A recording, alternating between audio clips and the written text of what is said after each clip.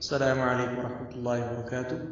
ایک بہن کا سوال ہے کہ ایسی مارکیٹ سے چیز خریدنا کیسا ہے جس کے بارے معلوم ہو کہ یہاں چوری کا مال ہوتا ہے جو آگے سیل کیا جا رہا ہے۔ وعلیکم السلام ورحمۃ اللہ وبرکاتہ۔ قرآن مجید میں اللہ تبارک و تعالی نے بڑا پیارا اصول بیان فرمایا ہے، وَتَعَاوَنُوا عَلَى الْبِرِّ وَالتَّقْوَى وَلَا تَعَاوَنُوا عَلَى الْإِثْمِ وَالْعُدْوَانِ وَاتَّقُوا اللَّهَ۔ نیکی اور تقوی والے جو کام ہیں اس میں معاونت کرنی چاہیے، مدد کرنی چاہیے، لیکن اللہ تعالیٰ نے کہا ہے کہ برائی، سرکشی وغیرہ والے جو کام ہیں ان میں تعاون نہیں کرنا۔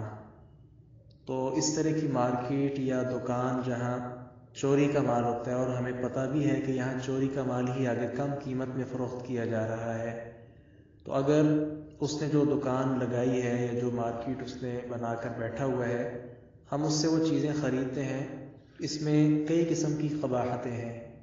ایک قباحت تو کیا، اس کے ساتھ تعاون ہو رہا ہے، گویا ہم اس سے مال خریدتے جائیں گے، وہ یہ سمجھے گا کہ میری جو آگے سیل ہے وہ ہوتی جا رہی ہے، لہذا فلاں چیز اب ختم ہو گئی اور میں وہ بھی چوری کر کے لے کر آؤں۔ یہ اس میں خرابی موجود ہے۔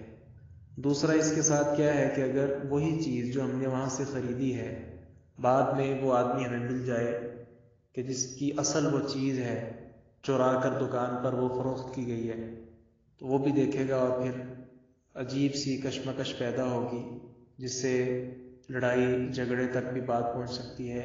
یہ اور اس کے علاوہ اور مزید اس کے اندر کئی مفاسد موجود ہیں۔ سب سے بڑی اور بنیادی بات یہی ہے کہ یہ ناجائز کام میں تعاون ہے، یہ تعاون نہیں کرنا چاہیے۔ السلام علیکم ورحمۃ اللہ وبرکاتہ۔